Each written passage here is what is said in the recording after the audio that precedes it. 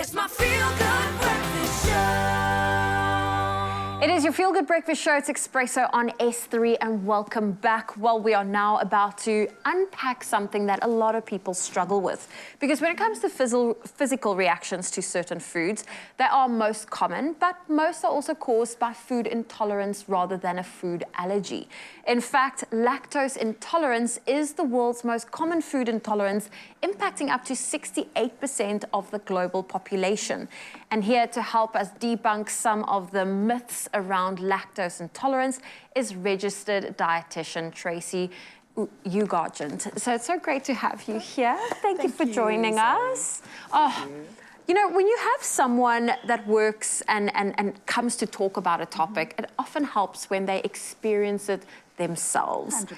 Now, 68% of people experiencing lactose intolerance is a big percentage. And you are part of that percentage? That's absolutely correct. You know, I think with the prevalence being so high between you, me, and the cameraman, one of us had to just be a sufferer of lactose intolerance. For me, like many people, I was completely unaware for a long period of time. I think also, as you age, the symptoms intensify. So for me, for a long time, probably had some of the symptoms, but wasn't really truly aware that it was there. But it got to this one day, Zoe, where I had this nice, slim-fitted dress on, heading off to work, thought I'd grab a latte on the way to work. An hour later, I had a preggy belly, and I just wasn't very comfortable with that. And it's apart from just the bloat, it is sore. Absolutely. It is painful. Then you're in a meeting, you've got to run to the loo. So I think it is so important that we know that we have lactose intolerance and know how to get around that, how to navigate the day. So apart from the bloat and perhaps the painfulness, what other symptoms should someone that perhaps doesn't know they're lactose intolerant need to look out for? Well, so some of the symptoms are quite uncomfortable. I mean, it's the cramping, it's the gassiness, it's the winds that you battle with. Some people even battle with nausea and vomiting, so it can get as intense as that. But people seem to have what we call a lactose intolerance threshold. So some people are more sensitive than other people. So you might just get away with just a little bit of bloating, but others really have to run to the loo all of the time, and it does impact on the quality of life, for sure. Definitely. I mean, so let's just make sure, perhaps we have someone that's, you know, enjoying their morning breakfast, they have a cup of coffee, and they're like, actually, I might be one of those individuals that have some of the symptoms that Tracy is talking about. Right. Are there ways to test to find out if you are, or is it a process of elimination, cut out the lactose that causes the problem? Now, that's a good question, right? We're so quick to go off to have a blood test done, but unfortunately, the tests that one does for lactose intolerance is quite cumbersome. The results are not reliable. So it is actually best to do an elimination test to simply remove the lactose from the diet. But having said that, a lot of people would do it and then they lack the nutrients that would be found in dairy. So I would say do it via your dietitian or a health professional. Don't just eliminate the dairy without replacing all of those nutrients. I hear you. So let's quickly unpack, because now someone's hearing this and they might be confused, the difference between dairy-free and the difference between lactose-free. Right, yes. So when we talk about dairy-free, it's plant-based. It's not coming from an animal.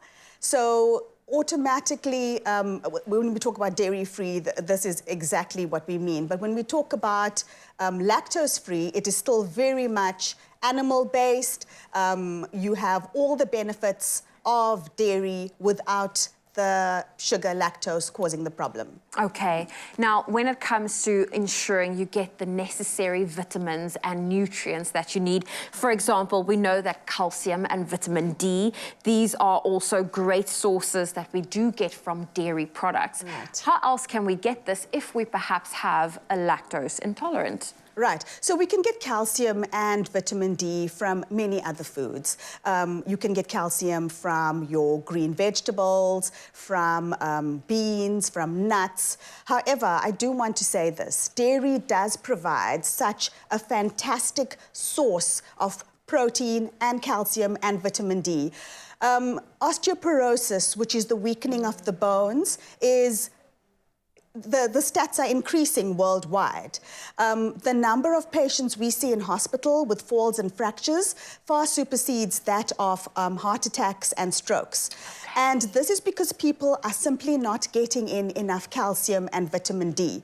And dairy provides such a quick, easy source of calcium, vitamin D. So I want to say to people out there, please think twice before you ditch the dairy. Okay. Okay. Rather ditch the lactose enzyme and opt for lactose-free There we products. go. You still get the benefits from the Absolutely. dairy, but none of the uncomfortableness.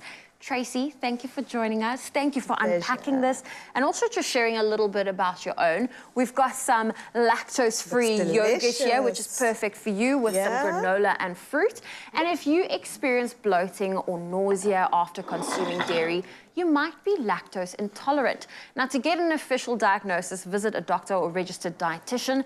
And to free yourself from any side effects like bloating and nausea, consider switching to No-Lax range of lactose-free products, which are fantastic and is also a fantastic dairy solution. Enjoy. Say goodbye to nausea and cramps and say hello to delicious freedom with No-Lax range of lactose-free milk and yogurt. Be free with lactose-free.